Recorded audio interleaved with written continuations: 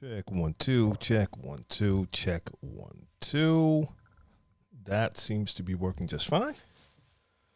Cool. Let's switch.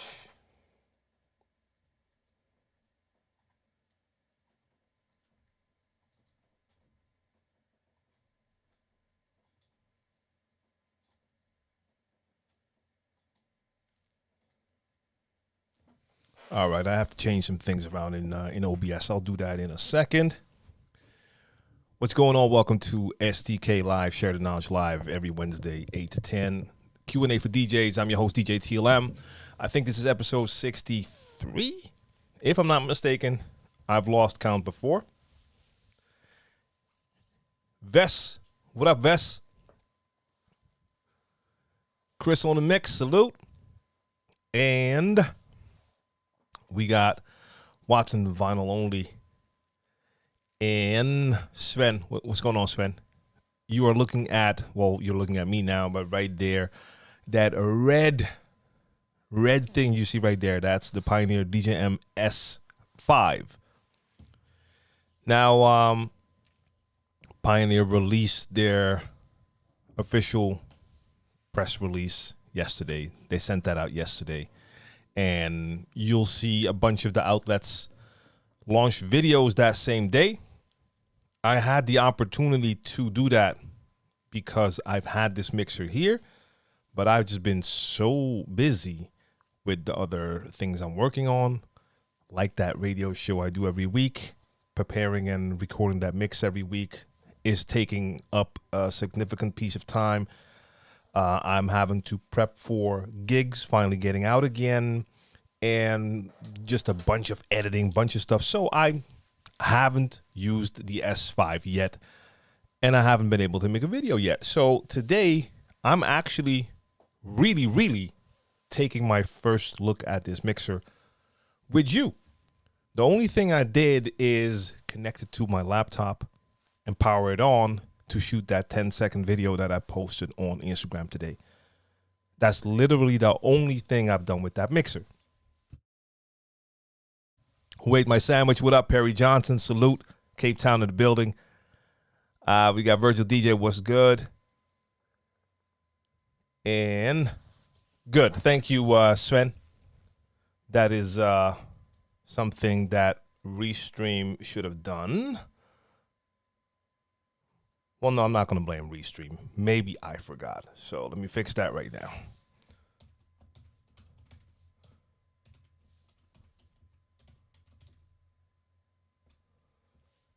Did I say 64?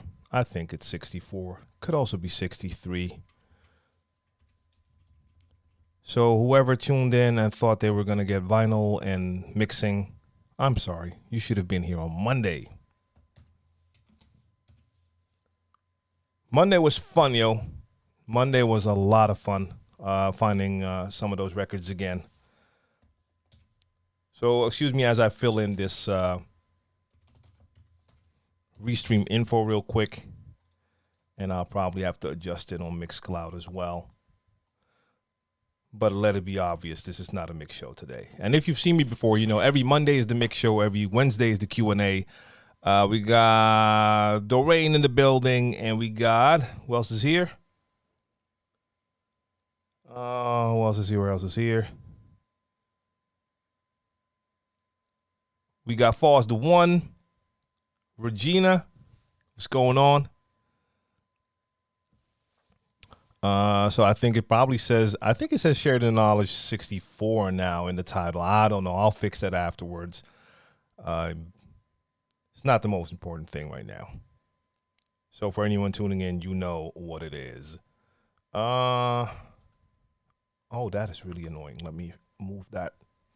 Move this.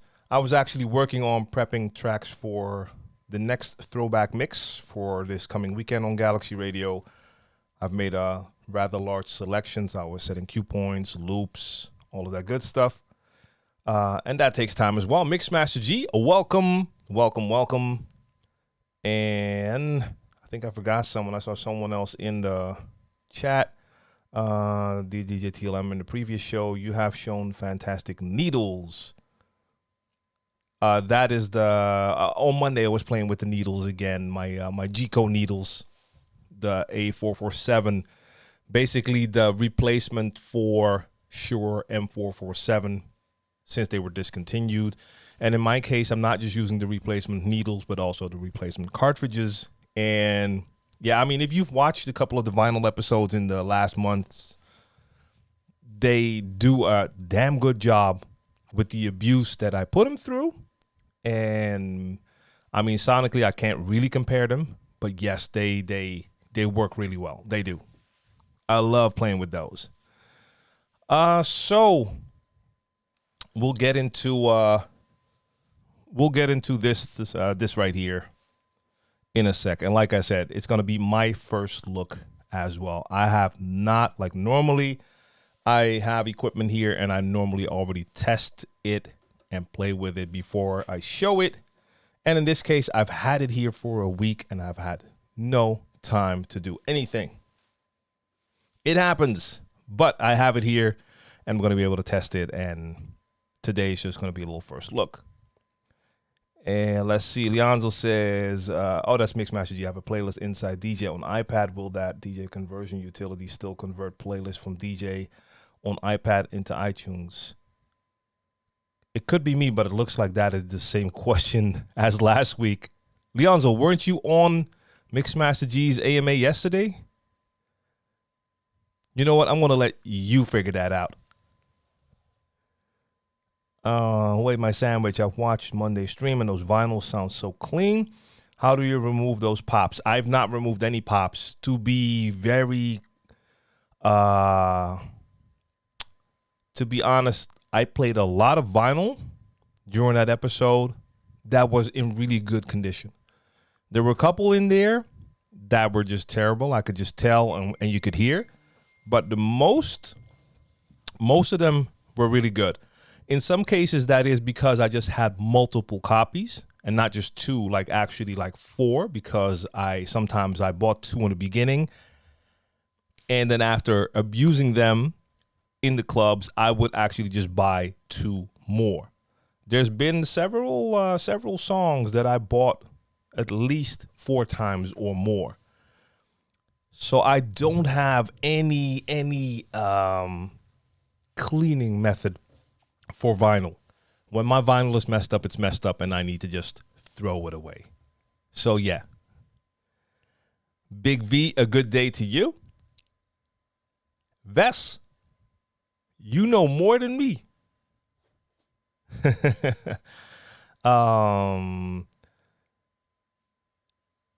Let's see. True Life Elder, salute. I think that's everyone when it comes to the shout outs. If I missed you, my apologies. JS Rock, what's going on? Salute. So all the people on Twitch, on YouTube, on Facebook, I see y'all. Maybe anyone watching on Mixcloud, LinkedIn, or Twitter, salute to you as well. Sneak, what's going on? And yeah, JS Rock, no problem. Now I just have to find time to actually come check all of you out on Twitch, and because now I'm following a bunch of you, but now I have to find time to actually go on Twitch and check you out. So like I said, I was currently just working on just setting my cue points, stuff like that. So I'm just gonna, well, I can leave my Serato open. You're not seeing it anyway, so cool. For those who haven't heard of it, this right here is what Pioneer announced yesterday, and it is the newest mixer in their S scratch mixer lineup. I made sure to have something that you might be familiar with on the table as well. In this case, a DJM S7. That's going to give you a better idea.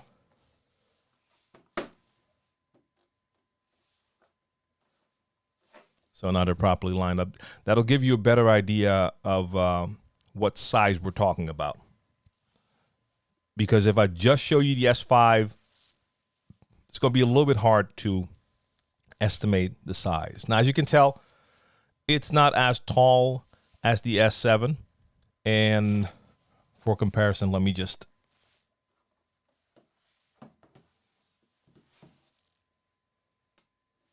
place it here. That might be a little bit harder to see. It's lined up on this side now, so it is not as wide either. So overall, it's a little bit more of a compact design. So the S5 could be seen as the entry level into Pioneer's Pro Scratch DJ lineup. It's not Pro compared to an S7, S9, or S11, but it has a lot of the similar features, but you can already tell there are some clear differences, and I'm not even referring to that bright red, which I actually really like. It pops, as you can see on screen. It really pops. I kind of love the look of that. And G Washington, I think that is the mixer that most people will compare it to, the Numark Scratch. And for me, it's hard to make a proper comparison because I never used the Numark Scratch. But one thing's for sure, that this one is more expensive. It has a couple of more features, but I don't know all of the features of the Numark Scratch by heart. When I make my official video, I'll do a proper comparison just to make sure that I get all of that straight. But I believe that Numark Scratch is around 500 or something like that, 500 or 550. And this is something like 8 or 850. So that's a significant difference. And if you're starting out and you're looking for a Scratch mixer, then I would say that 800, 850 is quite a bit of cash. That's definitely not what you would call a bargain. Now, compared to the other mixers in the S line, then you're talking about mixers that are, I don't know, like 14, 1500. I haven't checked prices recently, and since prices on everything seem to go up, maybe they cost more now, I'm not sure. But you're bound to pay close to double to get your hands on something like a S7, and the S11 is even more expensive. Let's see. Before I ramble, I saw a bunch of things. I saw Leonzo put something in. If a song doesn't have a cue point set, do the mixed... Whoa, everything skipped. Okay. If a song doesn't have a cue point set, does mixed in key set cues automatically? Mixed in key can do that, and I never use that because the cue points that mixed in key sets most of the time make no sense for me. They might work well for dance music, but they don't work well for me because most of the cue points I use are specific to the song. Sometimes I want that cue point on a certain lyric, or I want it on a snare before the one. Mixed in key does not know how I prefer to have my cue points. So for me, that doesn't make a lot of sense to do that. One more question is, the Pioneer DDJ 400 good for beginner DJ and practice? I'm considering to earn money for that. I mean, the DDJ 400 is a nice entry-level controller. There's a bunch of controllers in that price range that will do the job well, because nowadays most of the entry-level controllers still offer you quite a bit of functionality. So especially if you're just starting out and you just want to experiment, have fun, play some music at home, maybe learn the basics of mixing, but just have fun. Most of the times I will tell people, just go for an entry-level controller, something that'll cost you a couple $100, instead of looking at like the controllers with all the bells and whistles. That is something you should look at once you're absolutely sure that this is something you want to continue to do for a long time. Now, unless you're someone who has like just money to spend and you have no budget, sure, you can buy something more expensive. But beyond that, start with an entry-level controller. Now, so Pioneer has the DDJ 400, or like something like a Rev 1, which is a bit newer. Numark has a bunch of entry-level controllers that are dope. Hercules has a couple. Reloop has a couple of very dope entry-level controllers. So you have a ton of options, and that's definitely a good place to start. Something like that. Do you have an EPK? Where would one start in creating one? Do you send them when applying to clubs and such? Jay Ezra, great question. I currently don't have an EPK. So for the people who are not familiar, EPK stands for an electronic press kit. Basically what we're talking about is either a one-pager online. So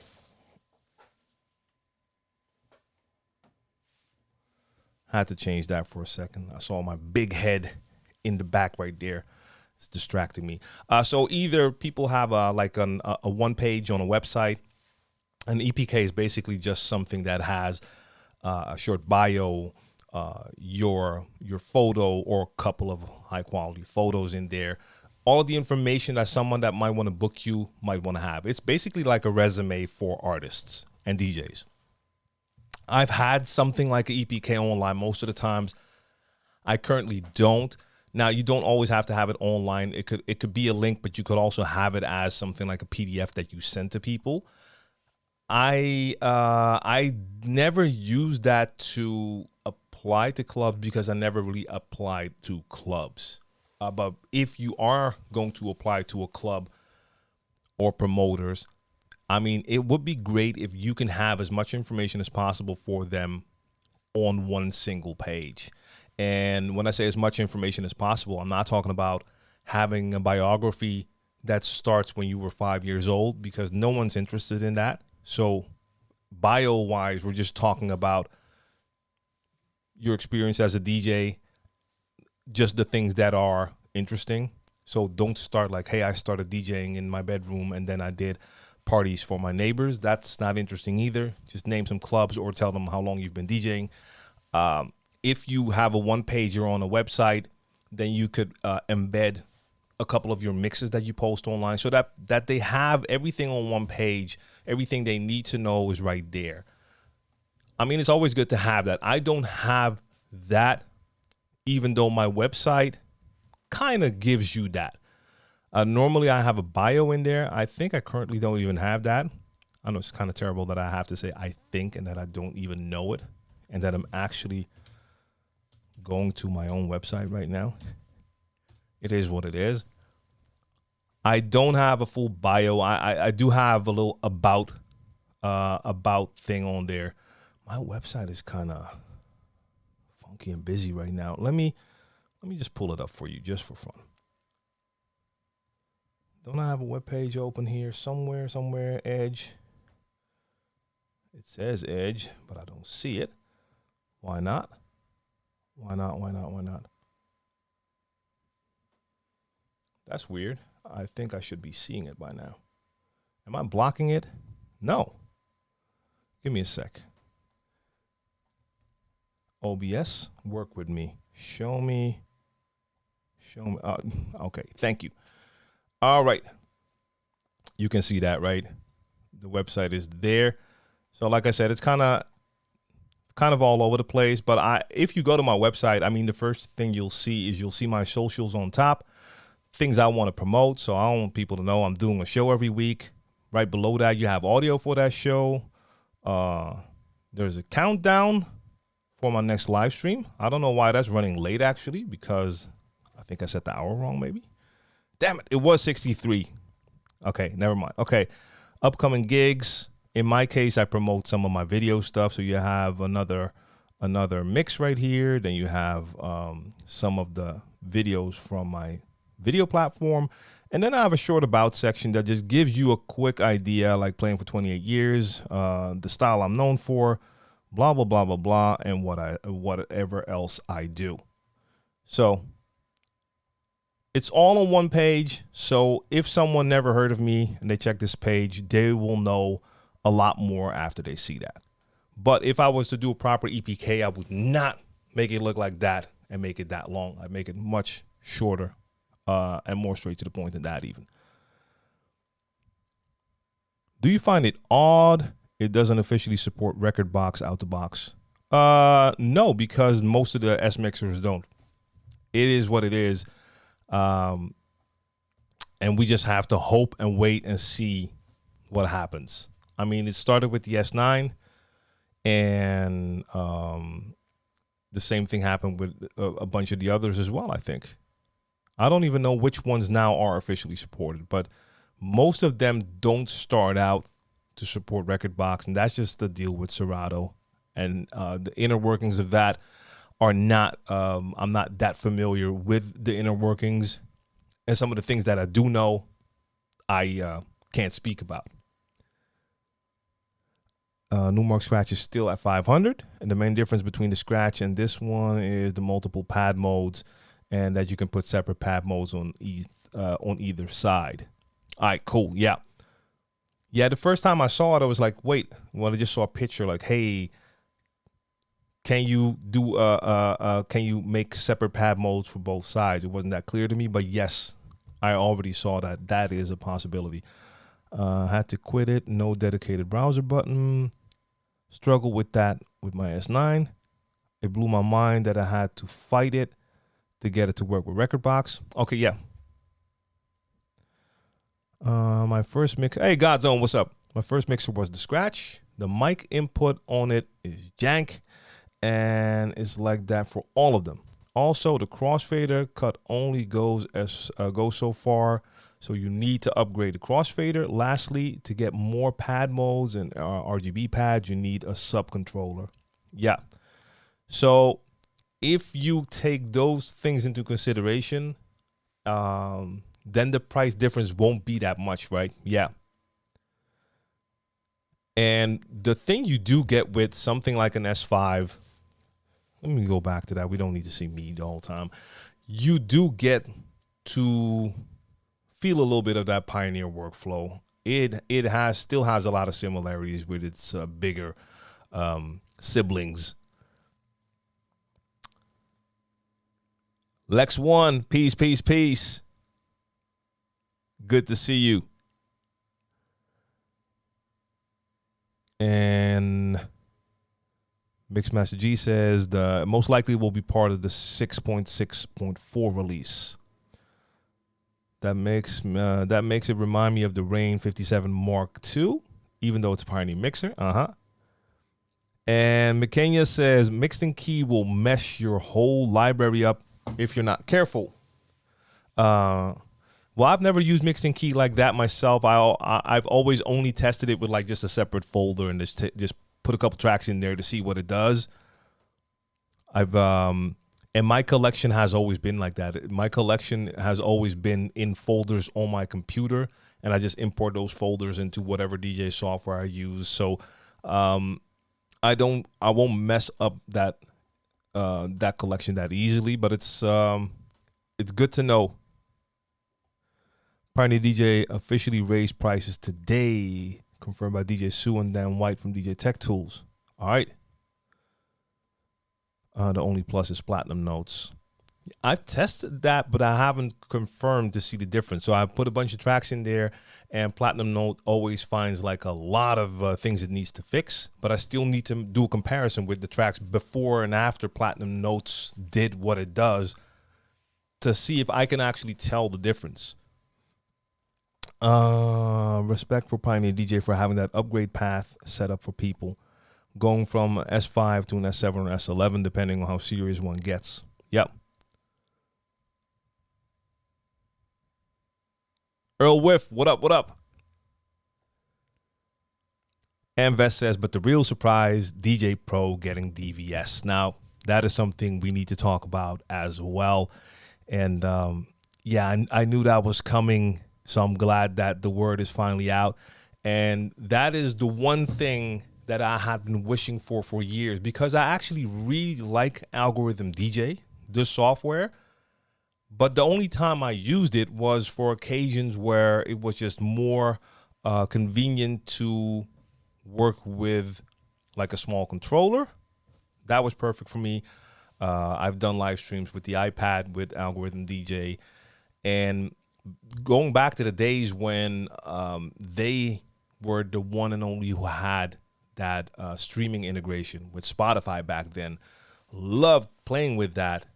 But I always just was waiting for the time for that to be supported for DVS so I could play with it on actual turntables. So now that time is finally here. And yes, I'm very excited for that because, I mean, I like the neural mix feature and I like what they did with their DVS vinyl. So Algorithm DJ is also bringing out their own control vinyl. And the one side will have just your normal control tone, but the other side is a special side that automatically will take any track you load into your decks and give you a separate normal version instrumental and I think a cappella. Now, we still have to see more improvements to the algorithms that Algorithm uses, but also the other brands who have a similar feature, because none of them sound really, really, really good yet.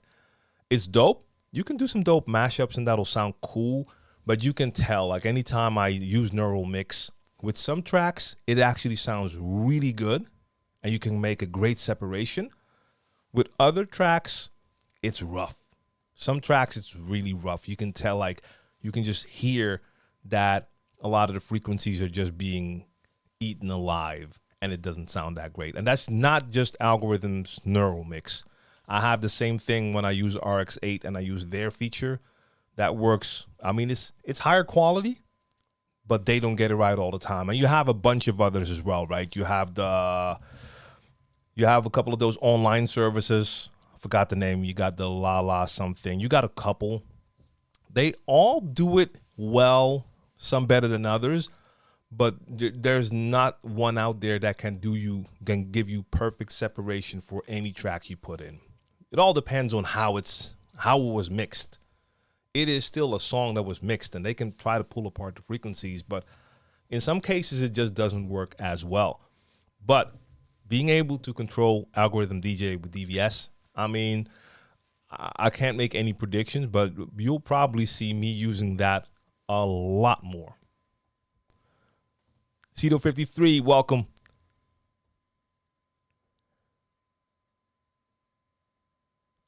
Wait, my sandwich does that 3-letter cap. Word better be a typo. Reads wrong in Dutch. What did he type? Where? What did I miss? Never mind. Too many other things to look at. What do you think about the new... Oh, Big V. There we go. We just talked about it. What do you think about the new DJ Pro and the records that you can get for it that has the automatic needle drop stem separation? So just to continue on that for a second, I think it's a cool feature. I'm not sure if I would use that feature a lot. Like flipping the vinyl over to get that instrumental or a cappella version. Neural Mix can already do that. So I can have the normal control vinyl side on, just load a track into a deck, and with Neural Mix, fix that. Control Neural Mix through your mixer or even just on the laptop and make that work. So, I mean, it's cool. I just don't know if it's something I would use a lot. But it all depends. Once I have it, we'll see. Maybe I'll discover that I actually enjoy using it that way. So Ves, you did some work for Algorithm. Anything planned with their DVS release? Kind of, sort of. And that's not that I can't tell. I'm not sure what we're gonna do yet. But like I said, I've known about this, that it was coming for a while.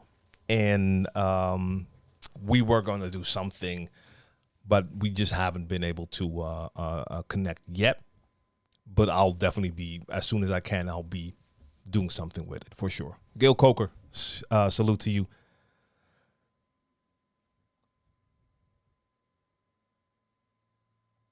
And yes, the Mixmaster G, that's great as well. You can even use iOS. Take your iPhone and still use DVS. That is something. That is something right there. So you can have a laptop, an iPad, or an iPhone and play DVS. I mean, I wouldn't do it. I wouldn't go to a club and use my phone as the computer just because of the size of the screen. But the fact that you can do it, that is That's really dope. Where do you go? That's from Daryl. Where do you go to get old school R&B and hip hop music to start a DJ library? I mean, you can buy music online. You could, if you have the equipment for it, because a lot of people now don't even have a CD drive in their computer anymore. But you could buy a lot of secondhand like CDs and rip them. Some DJ pools offer some old school hip hop and R&B, but not a lot. So there's different ways to go about it. But there's not one place I can point you to like, hey, this is where you can get all of the old school music. Now, I mean, BeatSource is a great source for music, but in that case, you're using a streaming service to use it in your DJ software. So it's not like you're actually filling your own library. So if you want to have those songs actually physically on your computer, then BeatSource is not an option. Now, if it's just to be able to DJ in your software, BeatSource will get you more old school hip hop and R&B than any of the DJ pools can.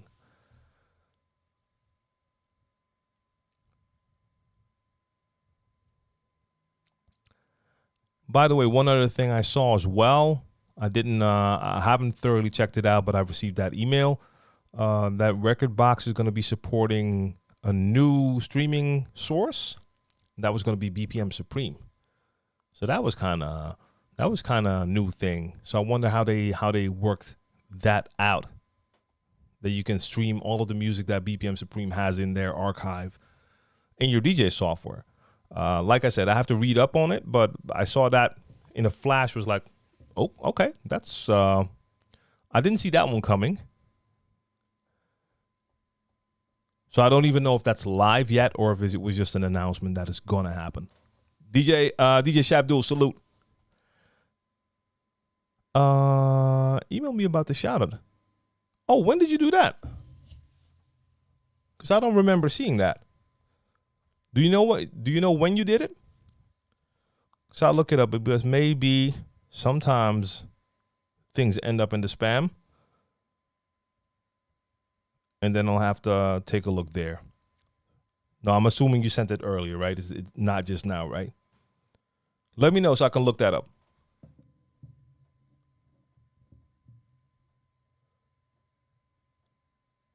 Yeah, that countdown for the stream is still in winter time. Indeed, Cedar, that might be it.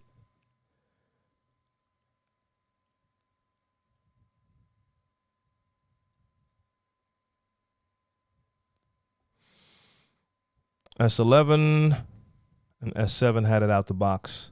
Was that the case? Really? Well, actually, yes, the S7 did have it. No, that's right. I mean, the S9 didn't have it. And the same thing now happened with the Rev 7. So I'm mixing those up. So the Rev 7, same thing. That's also where people were wondering, like, why isn't it for Rekordbox? And we'll have to wait and see if that will happen. Chris on the mix says algorithm DJ AI Pro needs to do like Serato and have Mixer able to unlock the Pro features in DVS instead of having to pay a monthly or yearly fee to use. Yeah. I don't know. Maybe that is something that will happen now. That is a possibility. I haven't fully looked into it to see how it works and when it will automatically be unlocked, or if you always have to pay for the Pro features. Not sure. There are more Serato mixers and controllers that are supported by Rekordbox that people don't know about. The thing is, you have to pay for the subscription to use them on Rekordbox. I'm not sure about that. I mean, the mixers that are supported, you can find the list online. But there are certain mixers that were made for Serato that you just can't use with Rekordbox. But maybe some do work and it's not listed. I haven't tested them all, but I just know some will just not work because they're not allowed to. I'm looking for a DJ conversion tool for Windows. And who else? Kujini was good. Wondering, do you mess with Serato Studio? If so, do you plan on doing any tutorial? Been using it for 12 months now. Never used the DAW before, and I'm enjoying it. I still haven't. I mean, the peeps at Serato showed me once during Amsterdam Dance Event, but I just never got around to use it. McKenya, that is what we were talking about a little bit earlier, and we'll take a closer look in a sec. That is the DJM S5. So that's a new addition to Pioneer's S lineup. They have that S7, S9, S11, and this is now the baby brother, the S5. We'll actually get into that in a sec.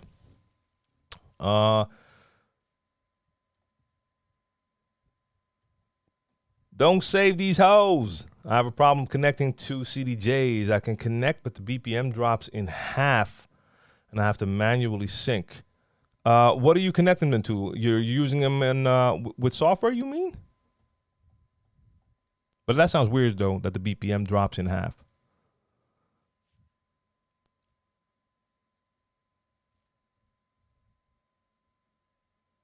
Okay, Mixmaster G is asking the same question, so maybe you've already covered that because, as usual, I'm running behind. I'm going to try to catch up real quick so we can get to that mixer. Select the elevation, peace.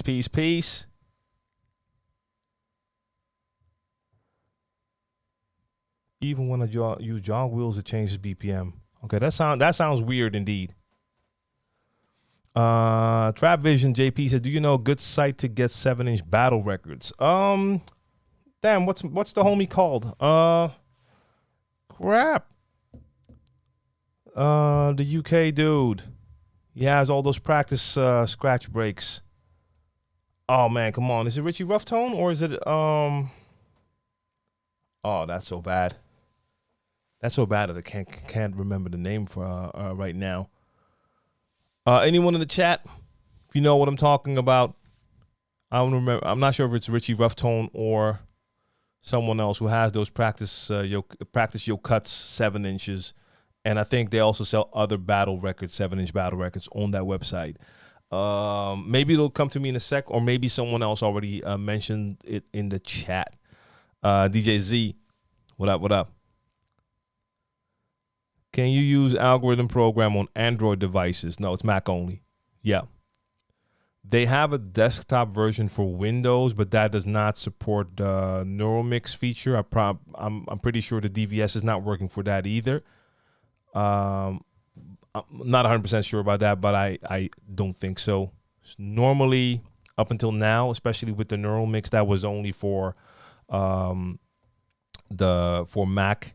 And on iOS, it works, but only with the newer devices. So on my iPad Pro, it works. And on iPhones from the last year, that all works just fine. Yeah, no real-time separation is perfect, but I prefer RipX software to make my stems. And that's not real-time. Now, I mean, of course, same thing when I use my RX-8. That doesn't have to do it real-time either. The DJ software has to do it real-time, which is still pretty crazy that it can be done at all.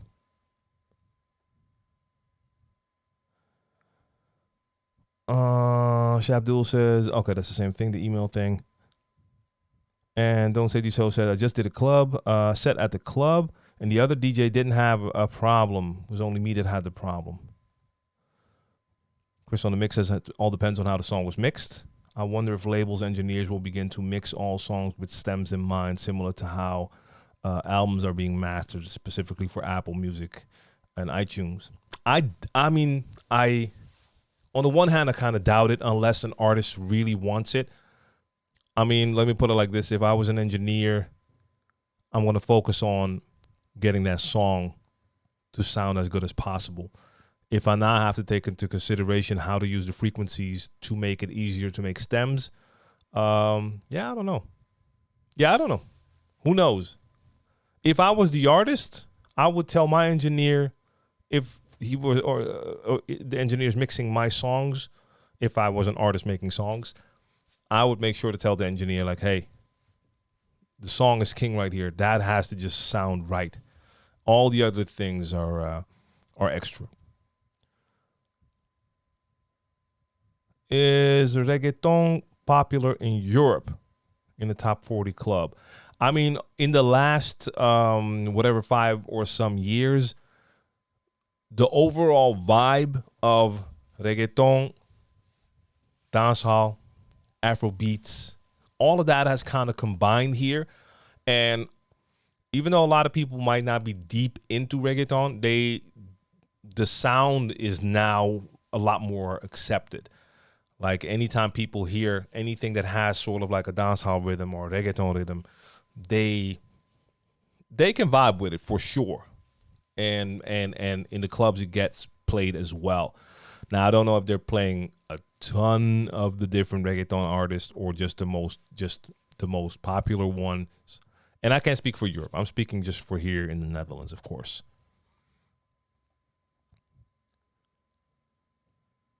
Hmm.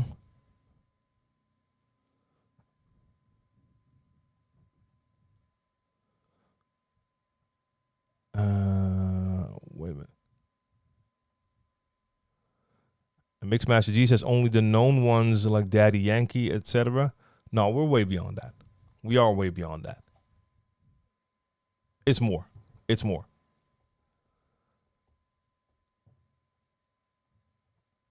But again, popular artists, but way more than that though. Um.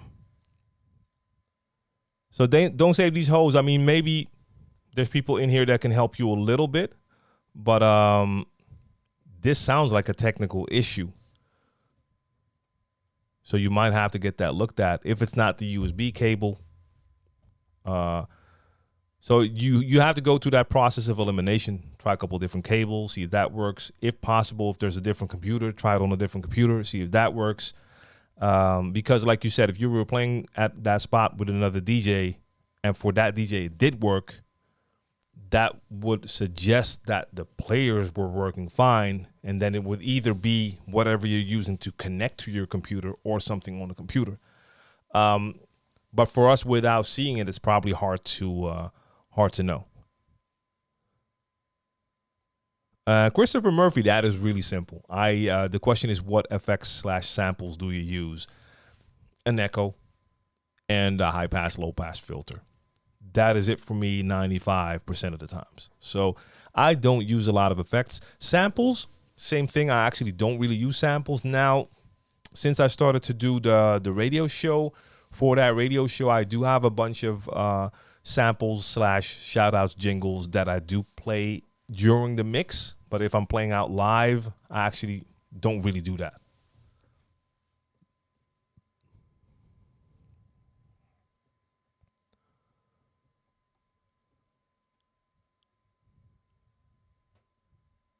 Okay, Vess, thank you. The BPM Supreme thing isn't live yet. Yeah, like I said, I saw the email come by. I didn't read it all the way through, so I didn't see if it was out or just an announcement. I assumed it was an announcement. Got you. So yeah, we'll have to see. I mean, just speaking from what I know, like if you look at BeatSource, DJ City and Beatport made BeatSource, and that took a lot of time and setting up the deals and licenses with all the labels to be able to have all that music in their store and also to have it for the streaming service. So I have to assume if this is happening that BPM Supreme did something similar, because you can't just start offering songs for DJ software without the labels knowing about it. Henry, what up? Good to see you.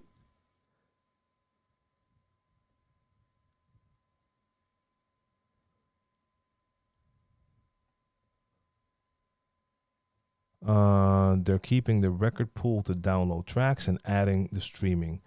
Something people have been asking BeatSource to do with DJ City for some time. Yeah, but like I said, there, if you're doing everything all the way legit, there's just a lot that comes into play for that. That's not something you can just decide to do. You have to really work that out with the labels. Raul Hernandez was good. No, I'm not at NAM. I'm in the Netherlands, and I will not be able to make my way to the States. So I will not be at NAM. Checking the time real quick. Yeah, let's hop over to that mixer right there. So I think I'm already at the end or close to the end. Let's see.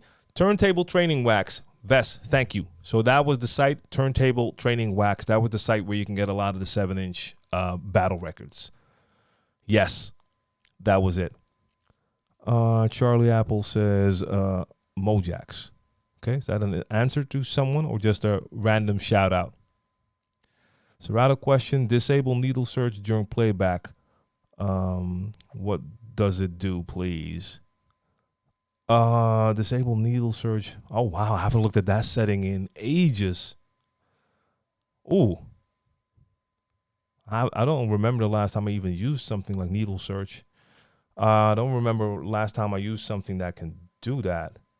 I used to have it on a couple of the controllers. You would have like that little touch strip to use as needle search, but my mind is drawing a blank right now, Earl. I'm sorry.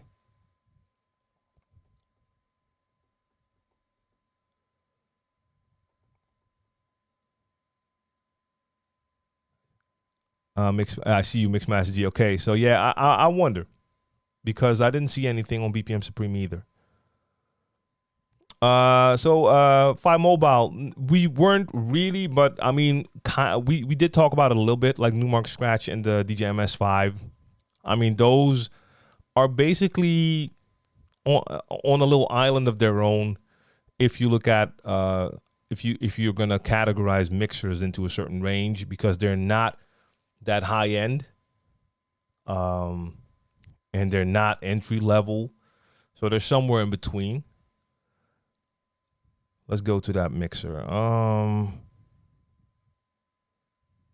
Real quick, Rain 1 or Rev 7, or maybe other setup, Rain 12. DJ MPSJ, just speaking for myself, no one else, Rev 7. But you can't go wrong with any of those setups. All of those things are dope, but for me, it would be the Rev 7.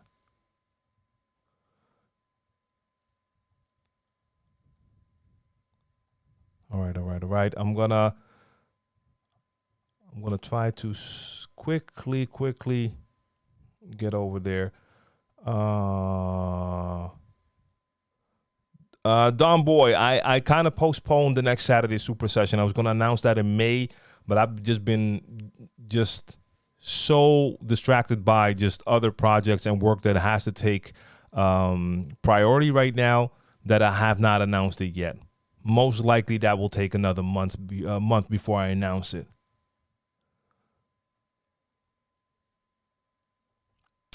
All right. Let's move over.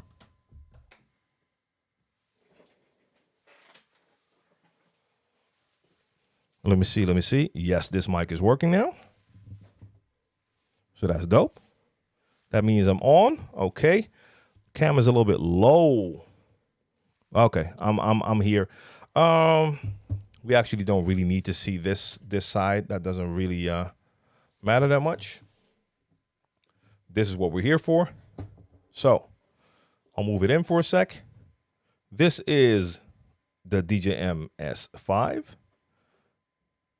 You could already tell, like I showed you before, it's definitely a bit smaller than that S7, more compact.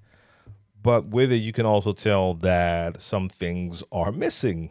So what we have on our S7, S9, S11, Reloop Elite, Rain 72, Rain 70, you have the 2 layers. So you have your 8 performance pads. And here you only have 4 per channel. That is a size thing, that's for sure. Now, if you're on your 8 cue points, you can still do that because they have a little button there that will allow you to have cue point 1 to 4. And then if you press it, you can do 5 to 8. So you can still get all 8 of your cue points. But to be honest, and I just watched Mojax's video, and he's right. This is a mixer made for the the bedroom DJ. Now, can you play out with this? Of course you can. But for people who are already used to playing out and who've ever played on something like this, you will feel kind of limited playing on this.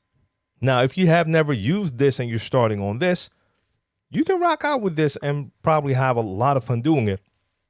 I would personally feel a bit limited and not as comfortable having to do a lot of things, a lot of secondary things to get to where I want to get. So for instance, if I load in a track and I have 5 cue points, I'll always have to now hit a pad first before I can get into this. It's inconvenient. But if I had to, sure, I could do it.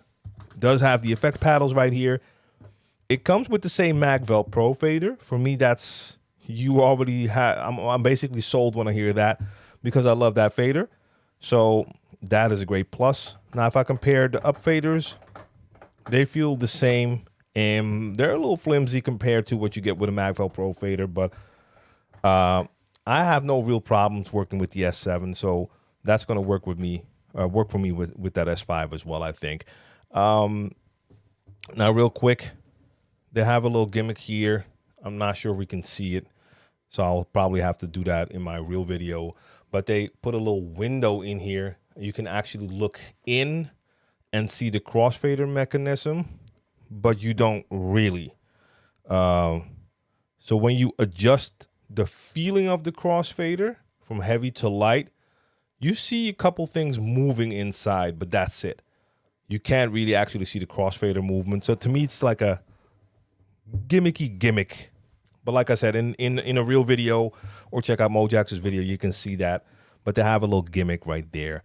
Now, the one thing that is special about this mixer is the fact that it has USB-C connections instead of the normal USB connections we're used to. DJ6, what up? I'm not sure how dope that is. I'm not sure how secure that USB-C is going to be. But the cool thing is you have two, it's going to be a little bit hard to see, two USB-C ports there. One is to connect to your computer. The other one is for the power. So you're going to have a power source with USB-C. So connected, so you can get a USB-C cable, but you do need a power brick that has enough power. I just tried this with my iPad Pro brick, and that didn't seem to get it started. But okay, the thing is, you can also just power it through your laptop. So instead of having to connect a power source and your laptop, you can connect it to your laptop, and then it can be a USB powered mixer. Now, some people were already saying like, hey, won't that draw the power from your laptop? Sure, but if you have your laptop connected to power, then that shouldn't really be an issue. And Wilbert, yes, the window would have been cool if it would have a backlight inside. That's my thing as well, because even now when I'm trying to show you, of course it's not powered on, but even if it was powered on, there's low light in there and you're not really seeing it. USB-C is a non-starter already. Yeah, I have my doubts as well. That is true, because a USB-C plug is just a little smooth plug that feels like it could get unplugged very easily. Mixmaster G, yeah, I did not know why it didn't work either. Because I would think that iPad Pro brick should have enough power as well. It didn't work. Let me just grab a cable and just connect it to the computer, power it up like that, because that did work last time. Let me quickly grab a cable for that.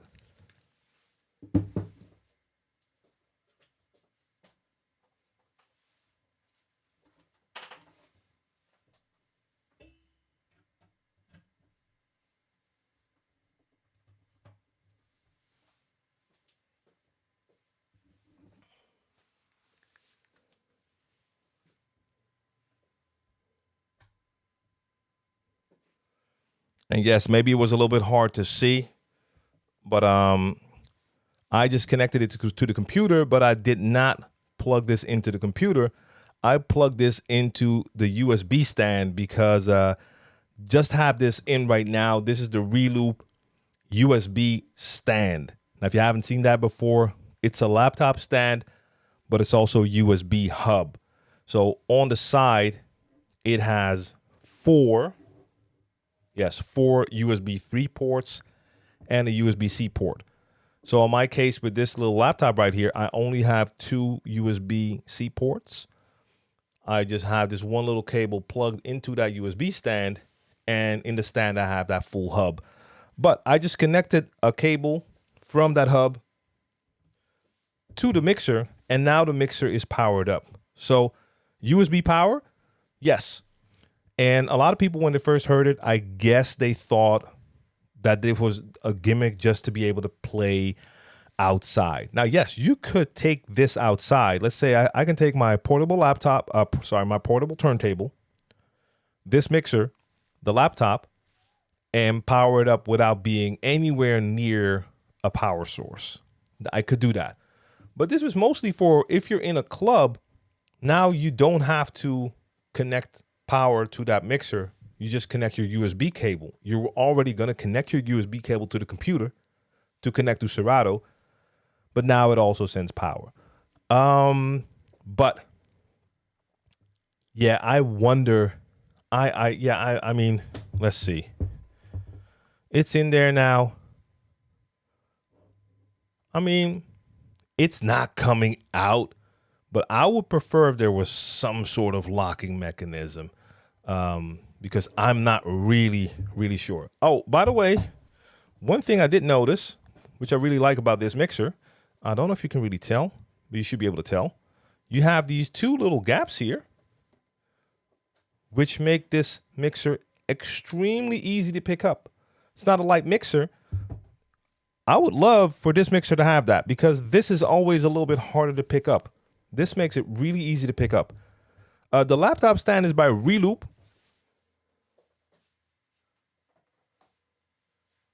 And it is their Reloop Stand Hub. So it's a combination of a laptop stand and an advanced USB-C hub. And it does also have power delivery support. So it has one USB-C port that is there for power delivery, and it has another USB-C port and 4 USB 3.0 ports. Let me just show you. See if the cam can pick that up. Can the cam pick that up? Nah, not really. I'll do that in a separate video. Just unpack this. So this is my first time using it. And, well, at least it works to connect this bad boy right here.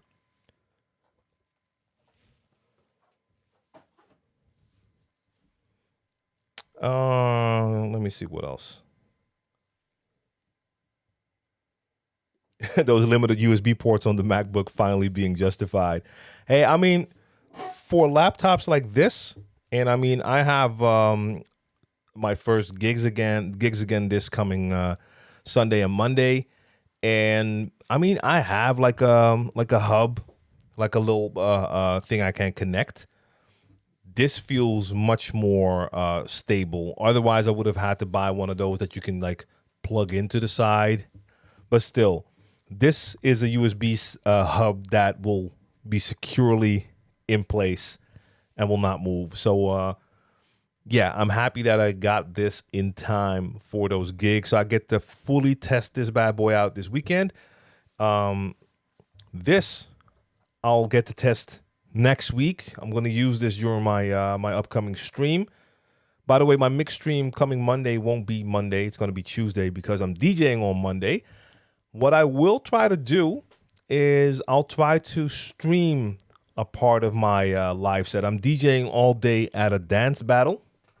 I DJ there every year. I've done that for the last, I think 5 years or something. It's a super dope battle. They have a couple of categories. They have the hip hop category. That's the category I do.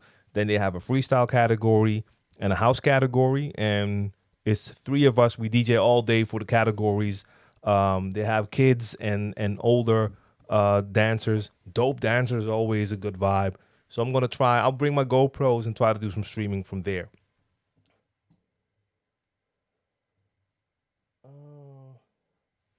Cleveland Terry, what's going on?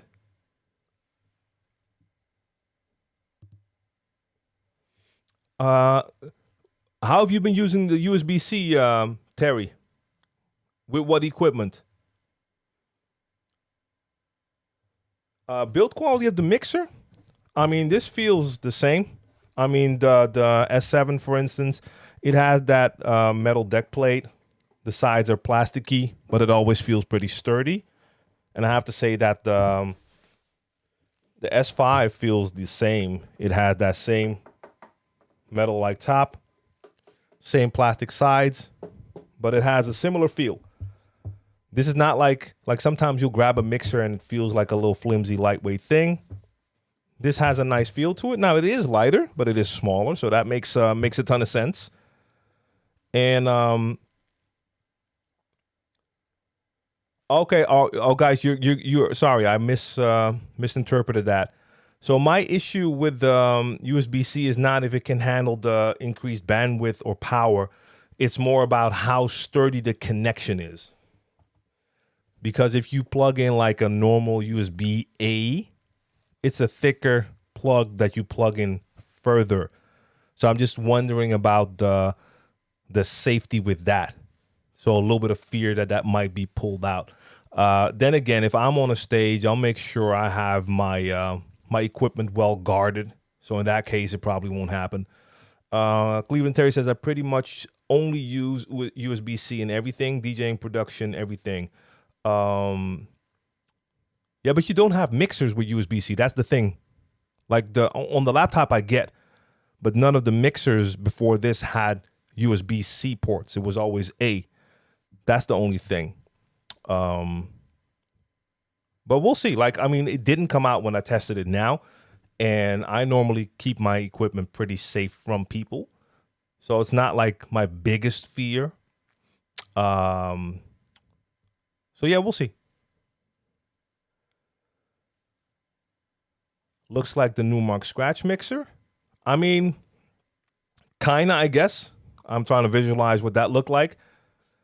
But let's be honest, if I take an S7 and I put a Rain 72 and a Reloop Elite next to it, they also all look pretty similar. That's just the thing with these type of modern scratch mixers made for DVS. They have the same type of features. That's what they're for. So, and in this case, the Numark Scratch probably doesn't have the effects paddles, right? That's going to be something that you see on the Pioneer and some of the Rains. Or does the Scratch have that as well? Like I said, I haven't used it, haven't seen it in quite some time. Joel, salute.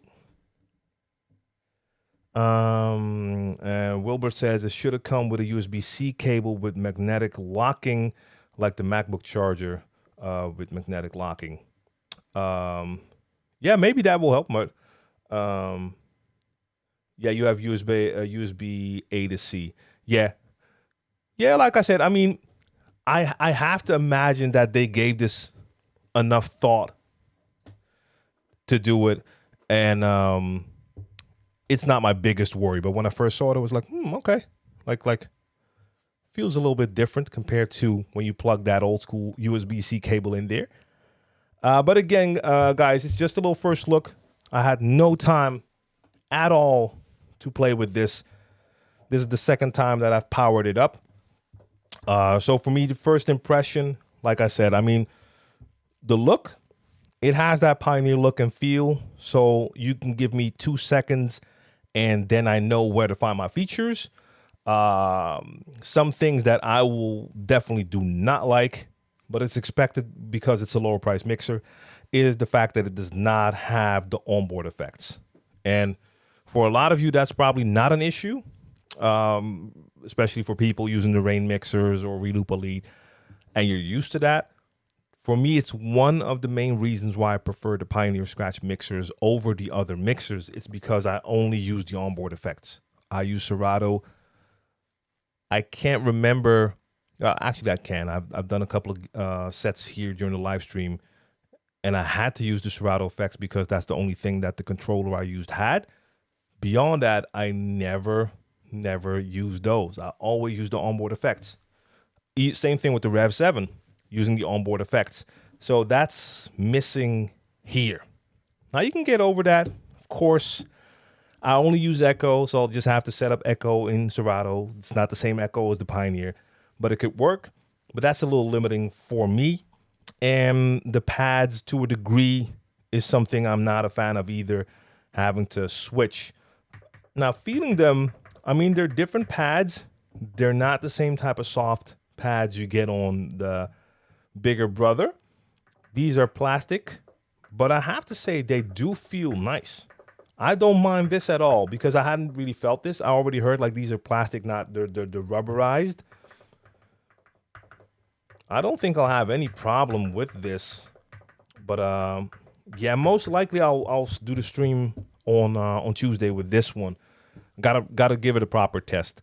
Looking at it is cool, but that's not the same thing as actually using it. I saw a question from Queen Caesar, by the way. And that iPad is just a little bit out of range to clearly see. Oh, no, she's already out of the frame. Hold up.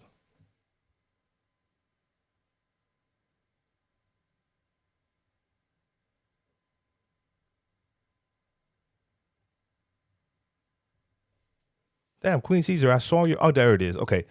Does the Reloop stand have to be plugged in for power, or is it powered on its own? No, I mean, so right now, the MacBook is on top of the stand. One cable is now going from the MacBook into the stand, and that's it. Now, like I said, if I were to like connect more devices and power this, I would use the other port to make sure that the MacBook is powered as well. But you don't have to power up the stand. It's working right now. It's actually like it's working to connect to the mixer. Mixer is getting power.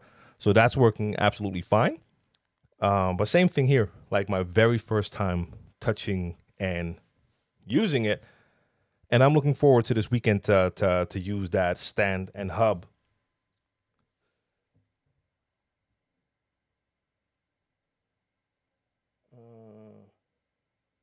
Will they have different colors? I don't think so. I mean, sometimes Pioneer will all of a sudden like release a limited edition white. They do that with some of their equipment. I think that's mostly for the Japanese market, or there are some places where they really like that. But this is the color. Now, it's not going to be hard to get a skin for that. So you can always customize and make it your own color. You could do that with all of the mixers nowadays. So I'm pretty sure that you're going to be able to get like some sort of deck plate, face plate for this, or skin that you can just stick on it if you want to change the color. And do you know when they plan to release it to the public? I don't know if that was in the announcement. I did not read. So I would have to reread, or maybe someone already read that and can post it in the chat. I don't know the release date. With Pioneer, a lot of times when they announce, it won't take that long.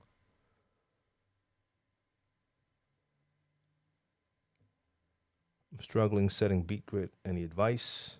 Okay, Mixmaster G. Mixmaster G is on that. I'm pretty sure. Yeah, he is. Anything missing here? Try to make sure I'm not missing any of your questions. Where? No, I think I'm good. Yes. So anything else that I'm noticing if I compare these two?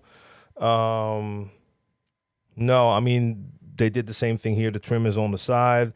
The browsing is a little bit different because, you're only going to have your one browsing knob in the middle, and then you have your load for both decks. So compared to the bigger brothers where you have your separate browsing, it's not a big issue for me, but this always does give me a sense of security that I'm not loading into wrong decks. That is something I've done in the past, especially when I was playing with equipment where the browsing and loading is just at one centered position. then it's sometimes in my head when I'm busy freestyle DJing, it's less clear where I was. So if I'm playing and I'm playing a track in deck 1 and I have to look for a track for deck 2 on a mixer like this, I'm all the way on this side and I'm browsing here. And there's only one load button there, so I'll never load into the wrong deck. If you have one browse, you have to make sure you pay a little bit of extra attention before you hit that load. But I mean, it's not that big of an issue. The knob, yeah, I mean, they have a similar feel. It feels like a Pioneer mixer. I know I'll just have to prepare myself and take a sec to look at the Serato effects before I do a stream with this and kind of set them up properly for that. Beyond that, it has the scratch cutter feature. I'm going to test all of that in an upcoming video. Where when you activate that, it kind of does like some scratch pattern, crossfader patterns, and you just move your platter back and forth, and it does scratches. Sounds funny. It's not something I'd use, but I'll test it. So make sure you tune in. I'll post a flyer. It's going to be Tuesday. That's what I know. Like normally the mix is Monday. That's going to be Tuesday. On Monday, I'll be hopefully streaming a bit from my gig where I'm at. And then, we'll just move my normal Crates episode to a Tuesday.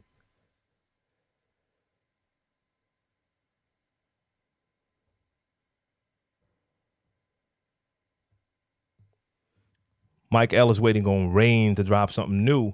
So NAMM is coming up. I don't know if maybe they'll announce something there. So what would you like Rain to drop? A new mixer, new player, what?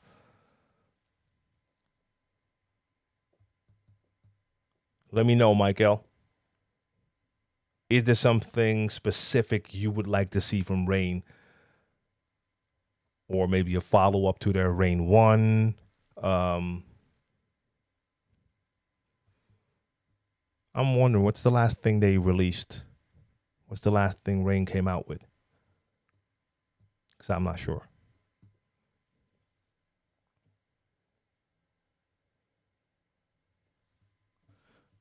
All right, I'm going to switch back to the other side. I have to see if that new controller. Yep. I mean, that could be cool. Like, I mean, a lot of people are kind of anticipating, like, okay, Rain 1 came out, Rev 7 came out. They'd like to see if Rain would come with something like an answer for that. Let me check what that other camera's doing.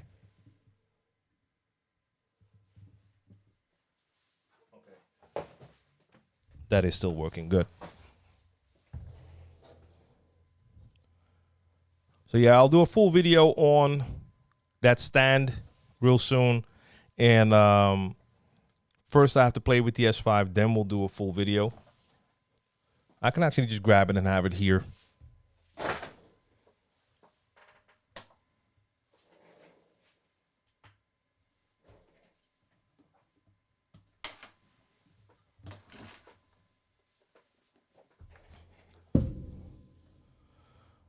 So when it comes to the mic level, okay, so you have, for the mic, they only have mic level, so you have no mic EQ. Okay, so you can see the window a little bit clearer here. But yeah, that should be a backlight in there if you truly want to see what happens in there. But yeah, for the mic, only mic level. So no mic EQ and no echo.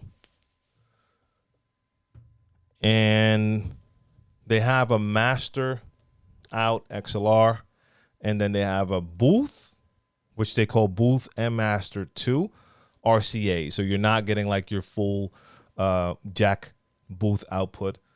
They have an auxiliary input, and that's basically it.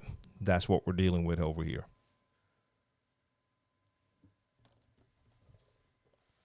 Now, if we're DJing at home, that's more than enough. I did also hear Mojack mention that he did feel that there was a little bit of a decrease in the power output that you get when that mixer is powered by that laptop compared to some of the other mixers. But it was easy to crank that up on a PA system. The Funk House, what up, what up? And Reloop has the Mixon 8 coming soon as well. I mean, Reloop's been busy. Reloop has been busy. Some of those newer entry-level controllers they have, the smaller ones, look pretty cool. The one that fits right on top of your laptop, the Reloop Buddy. I mean, the entry-level game and everything right above that has definitely improved compared to the earlier days of controllers when the entry-level stuff was really just to basically press play and mix, and you might have one or two extra knobs to control something. Nowadays, a lot of the stuff can do a lot. And Vest, yeah, Reloop does have that. Like a lot of the nice things fly under the radar. Partially, I think there is sort of a stigma. I think some people do feel like when they look at DJ brands that they either look at Pioneer or maybe they look at something like Rain and Newmark have more of a name than I guess, which is not really justified. I mean, Reloop does a lot of dope things. I can't speak on all of the history. So for some brands, like let me say, for instance, Hercules, since the last couple of years, they have those Impulse 300 and 500 controllers. Those are actually really dope. But I remember going back like 10 years or whatever, that Hercules was a brand. Like if you saw a Hercules controller in a store, you did not give it a second look. I remember the first time I tried one of those in the store, and the latency alone was like ridiculous. And the form, the look, everything was just not it. So it just felt like this was some, cheap-ish. It's definitely not like that, but it will take time for brands to gain that new identity and actually have people take a closer look at it. Now, Reloop definitely, I'm not saying Reloop ever had a name that was that bad because I'm not that familiar with the history. I've always known the name, just didn't see a lot of their gear. I remember years ago using some of their turntables that were like really new at that time, and those weren't that good. But if you compare that to what they've done with the RP 7000 and 7000 Mark II and that 8000, that's a different level. Those are beastly turntables. So, I'm gonna check to see if I can check some of those, test some of those more entry level controllers as well. Because I have to say, I've kind of lost touch with the entry level controllers, and I want to make sure I can properly offer advice when people want to know, like, hey, I want an entry level controller. Which one should I get? I mean, I know they can't go wrong if they look at Pioneer, Newmark, Reloop for an entry level controller, but I want to make sure I know a little bit more. Salinas report, salute. What's the time, by the way? Otherwise, Mixmaster G's gonna make fun of me again if I go over my time. Nah, we good. Patrick Morgan, what up?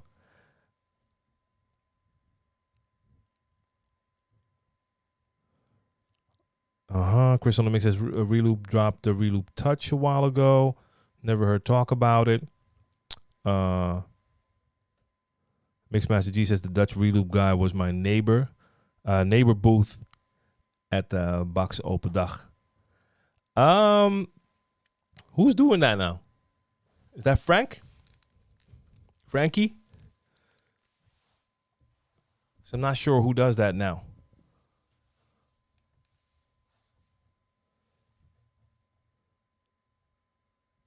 And the Reloop Touch, was that the one that you can put a place on top of your laptop? Yeah, I know Frank, aka Frankie Box Cutter. Let me see. Is that the one, the Reloop Touch? Now, I have to admit, some of those devices did come out at a time when I was just not creating a lot of content. And on top of that, as you may have noticed as well, if you've been on the stream before, Um, oh no, the touch. I I don't think I've seen this one yet. That's the virtual DJ controller I see. No, I haven't. I haven't even seen this one. This is the first time I'm seeing it. So that is a thing, though. Where is that going wrong exactly? Because with some of the other brands, I'll see it straight away, and sometimes that's not the case with Reloop. But also, that was what I wanted to say. Also, when you look at the stream, my stream here, how many times do you see people ask questions about Reloop? It hardly ever happens. Rain 1, I remember, like, it's dying down now a little bit, but for the longest time, every week, some people would ask me if I've already tried it. Rain 1, Rain 1, Rain 1. Same thing now, Rev 7, Rev 7, Rev 7. A new Pioneer mixer. People are going to be asking here. Sometimes even with software, people are going to ask. But you hardly ever see anyone ask me about my opinion about a new Reloop product. So it's yeah, Mixmaster G. I think that is the case. Like Pioneer is just enormous, and Rain and Numark and a bunch of other brands all fall under InMusic. So that is also a large machine.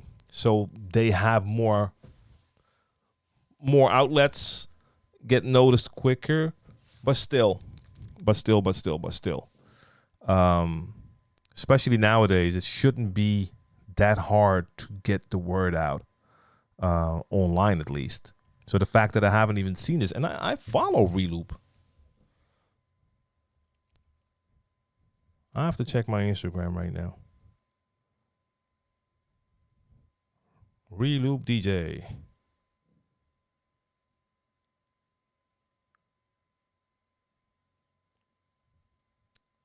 Because I follow Reloop, and I'm looking at their posts right now. I'm not seeing. So yes, the Mixon 8, that was posted 8 hours ago or 7 hours ago. So I haven't seen that come by.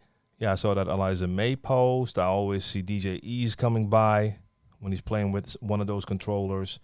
But for instance, 6 days ago, Reloop posted something about a 4-channel mixer. I follow Reloop, but I didn't see the post. That's Instagram also messing with you.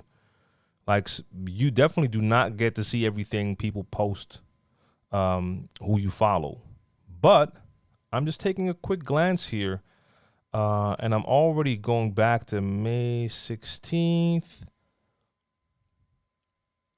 I still haven't seen a single post about that Reloop Touch that I'm looking at now. Where is it? Is this it? No, this is the Reloop Ready. Reloop Ready. That's the one you can place on your laptop. Chris on the mix says Reloop Touch dropped in like 2017-18. Really?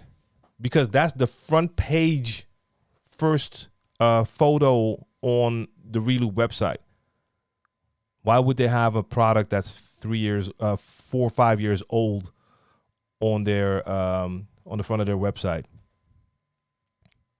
So no, I don't think so.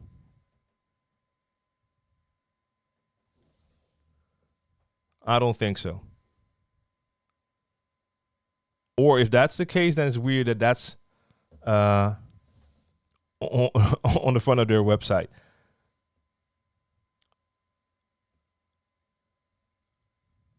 Not seeing it.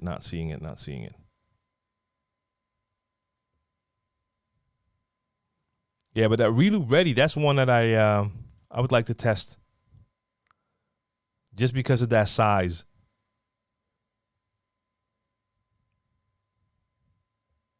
But okay, I'll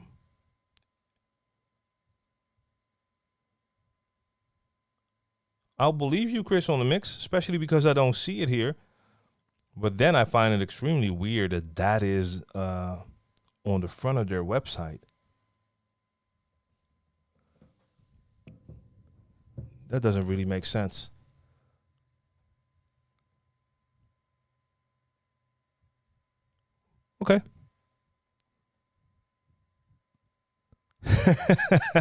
Cleveland Terry.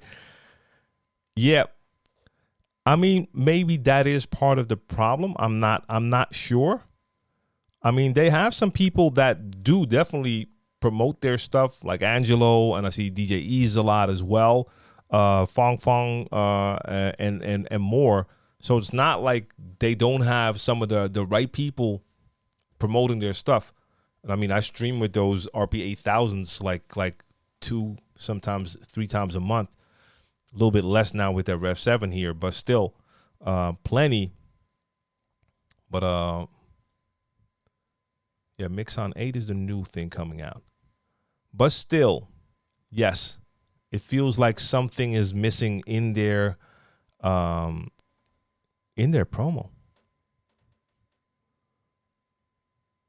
Yeah, but Angelo's been really tight and been working for and with Reloop for a very long time now.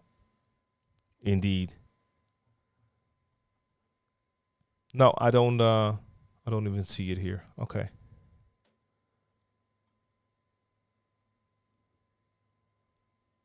Cool. Did I miss anything else? I have a DDJ 400 from Suarez, and I want to upgrade. And the Rev 7 is less expensive than the turntables or Rain 12. But is it the same feeling when you use the Rev 7? It is turntable emulation. It gives you that feel.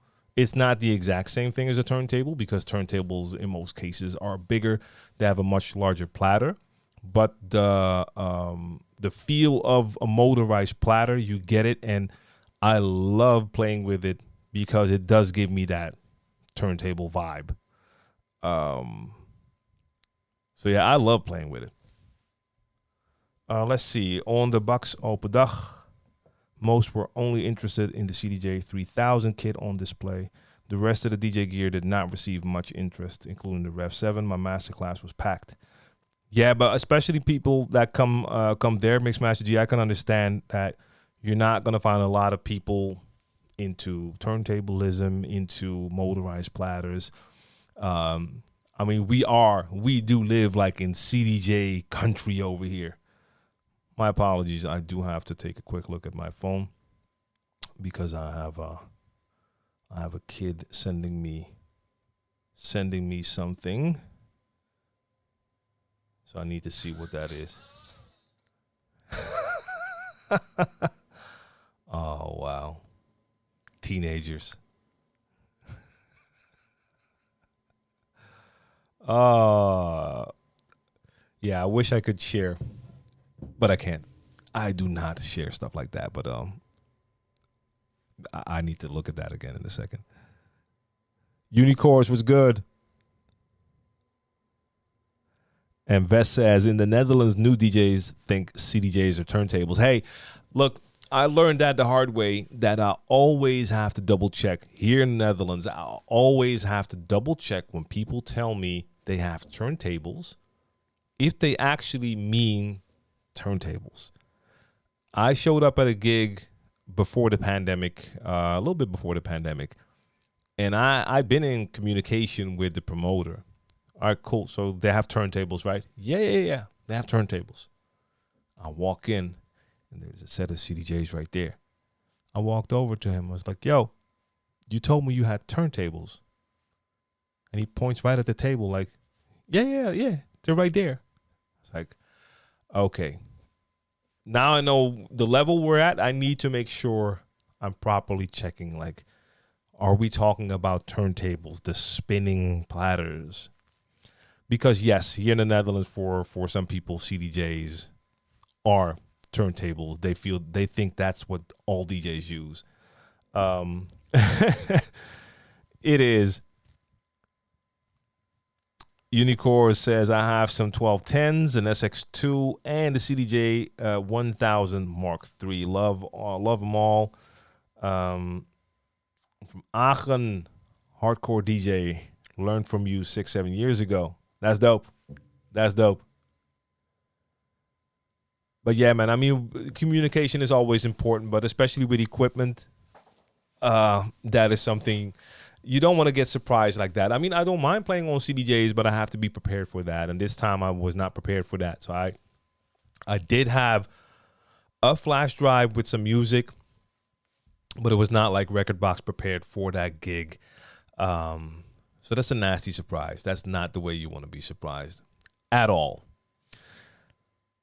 That's why I'm also working on making sure I have some good crates and some good sorted music on a flash drive with me at all time, just in case something like that happens again.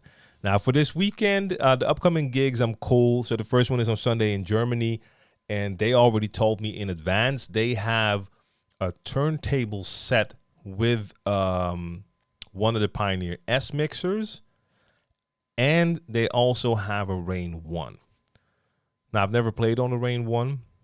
My goal is to go for the turntable set, but even if something goes wrong there, I already know, like, okay, if that's not going to be working, they also have a Rain 1, and I'll figure that out on the fly if I have to. And the gig I have on Monday at the Dance Battle, like I said, I've been playing there for 5-6 years. They'll have the turntables ready for me, so when I get there, there's going to be a booth. Like it's on stage. We're on stage, and the middle of the floor is like the dance floor for the battles. And we have like a double, sometimes a triple setup. Like I said, we have 3 DJs for the different categories. Sometimes one of those DJs or both of them play on CDJs. Sometimes one of them plays on turntables, but with vinyl. And then I come in and I have a set right there. There's going to be 2 turntables, monitor system, set up. I bring the mixer, so I don't have to worry about that. In this case, I'm bringing the S7. Probably not going to do the S5 there. Bring the S7. Turntables are going to be waiting. I just add the S7. The turntables only have to spin because I'm bringing phase. I'll be good. So for this weekend, I'm set. But if I'm being booked by someone and the communication hasn't been that clear, it would be great to always have like a properly prepared Rekordbox flash drive, especially here in the Netherlands, because this is CDJ country to the fullest. It's changing in some places. Is now more the norm as well. I know other countries, surrounding countries, it was still like a mix. Also, a lot of DJs on Serato, DVS.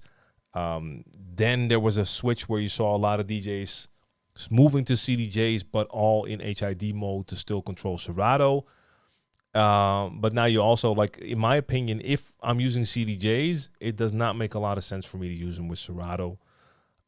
It works, but the CDJ, if you want to take it to its full potential, is when you have a flash drive with songs prepared in Rekordbox. And you can take full advantage of their tagging system, filters, and everything. And then it's those are absolute beasts. Yeah, so the Mixon 8. The fact that it is a hybrid for Serato DJ and algorithm DJ is interesting. The display, jog wheel display, looks pretty nice.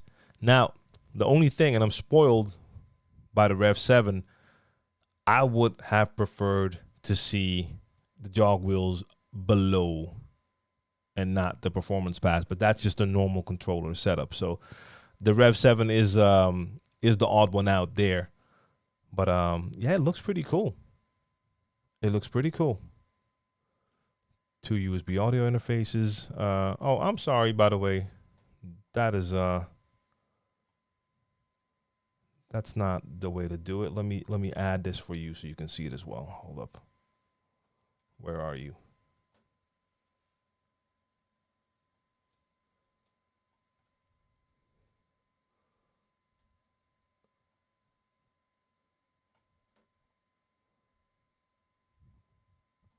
That way you can see what I'm doing.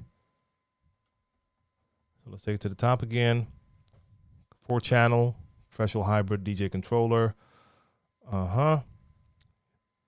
You can control it with laptops or an iPad or with your phone, especially if you're using algorithm DJ. The jog wheels with the display. Indeed, you have effect paddles, 4 of them, so 1 for each channel. That's pretty dope.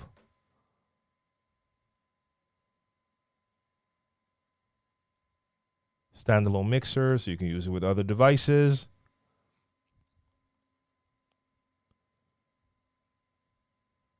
Looks nice. Looks nice. Looks nice. Indeed. Let's see. Freaky question, but you bring your own stuff in this case. When you have an XLR cable, why the hustle? I mix my DJs on Yamaha channel mixer. I think that's pretty normal for a venue. But again, I the only stuff I bring is just the mixer to put between the turntables. That's the only thing I bring. I'm not bringing an entire set, so that's all I'm bringing. Patrick says, can you ask Serato to make a crate search feature? Yeah, sure. I can ask. You can ask too. So I'm totally not into front of house mixers and stuff like that. Unicores. Guranga was good. And what's your thoughts on crate hackers? I keep getting ads for that. I don't really have thoughts. I looked into it partially. I remember seeing Cleveland Terry's episode, but that's already from like at least a year ago, I think. Cleveland Terry did an interview with someone from Crate Hackers, if I remember correctly. I remember looking at it again. I need to look at it more, but I don't think it's something for me, something I need. And Suarez says, which mixer do you use? Different ones. So if I'm playing out, it's going to be most likely, now I have an S7 here. I've had it here for quite some time, but it's not mine, but it's still here. So in this case, I'm bringing the S7. If that S7 wasn't here, I'd be bringing my S9.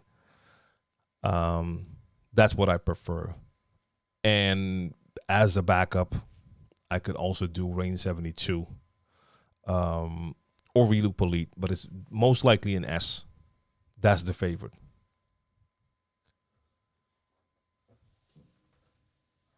And when I'm streaming here, I just try to switch it up as much as possible to also show you that I'm using different equipment so people can see the equipment in action.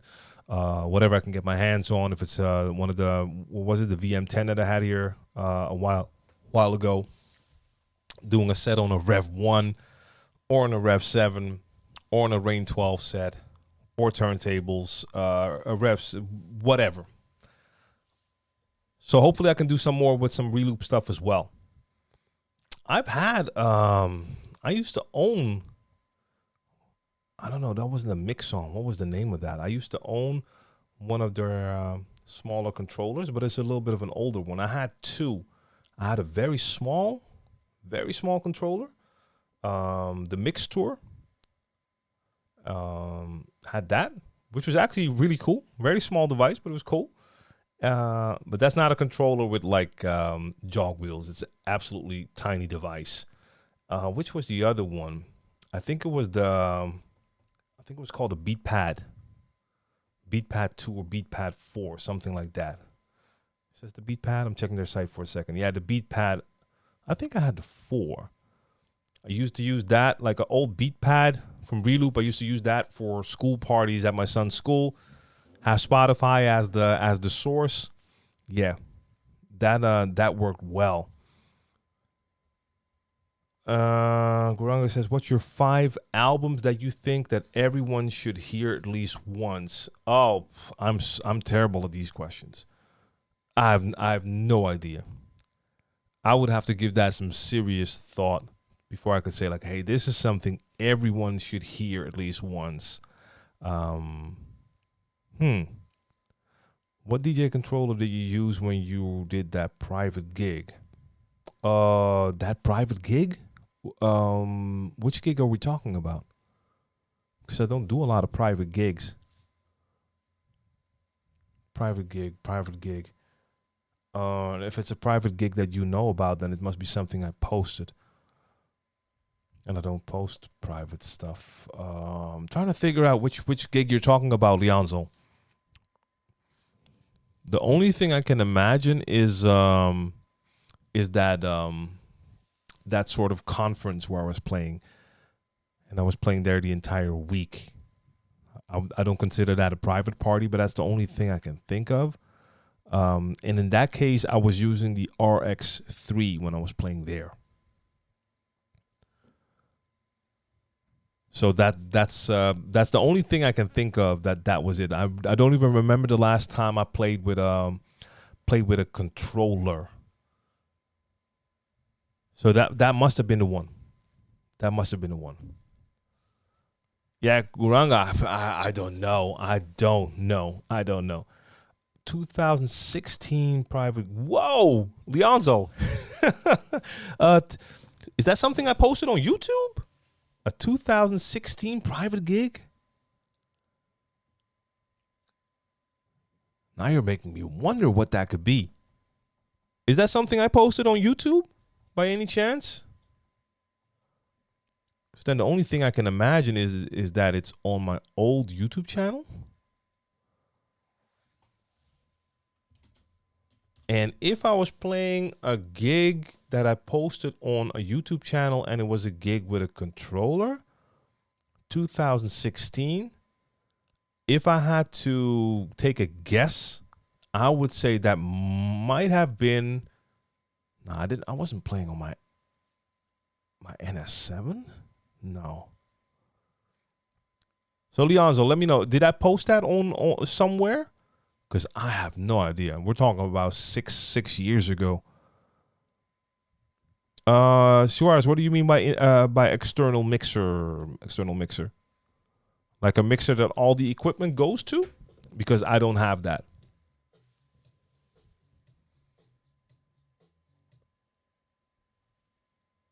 Now Leonzo's got me all like I really want to know. So I'm looking at my old YouTube channel right now to see if there's something 6 years ago. 6 years ago. I'm not seeing anything here. The only thing I can see here is all on turntables. Private gig 2016.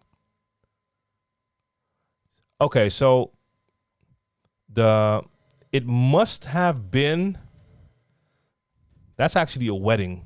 It must have been,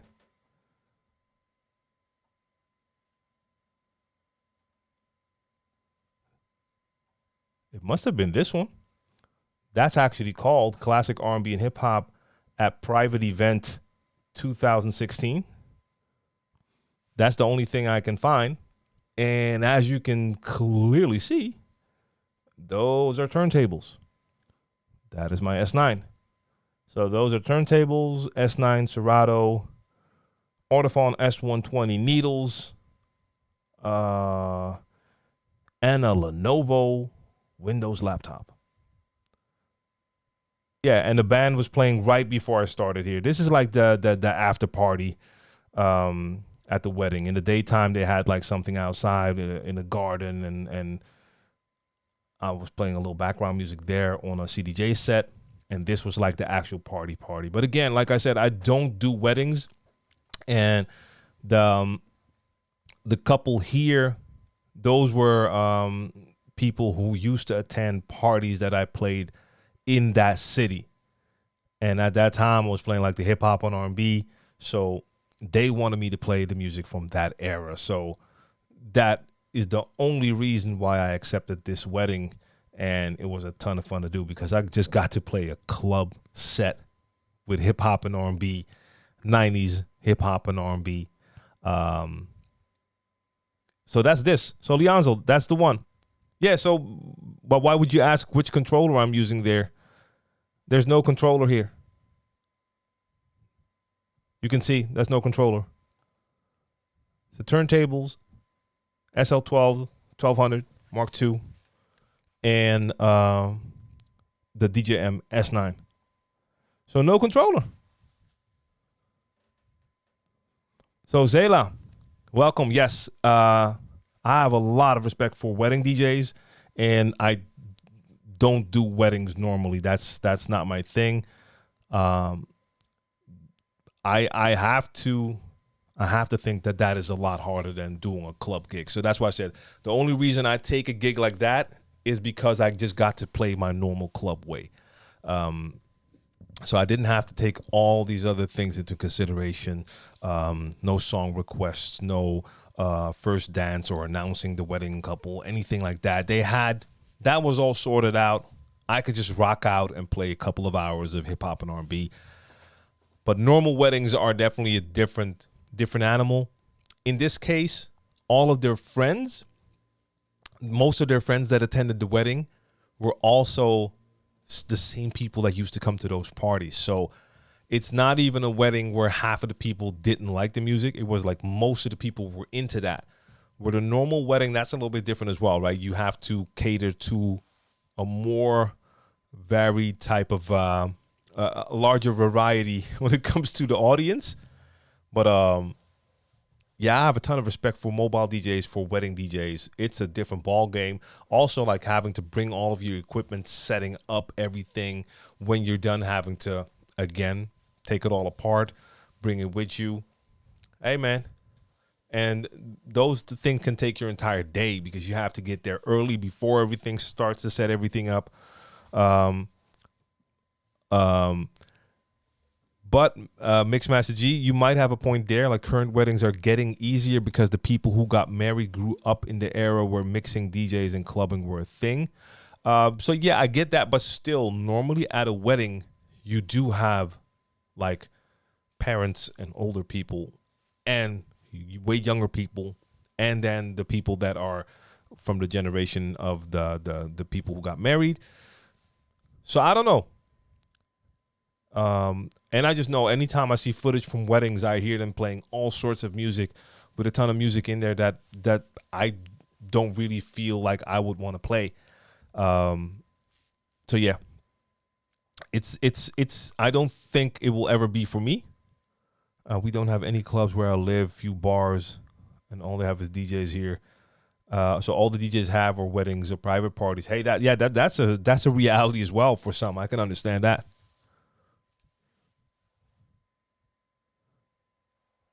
I don't know if there's a major difference between the 1200s and the 1210s, by the way, Unicorns.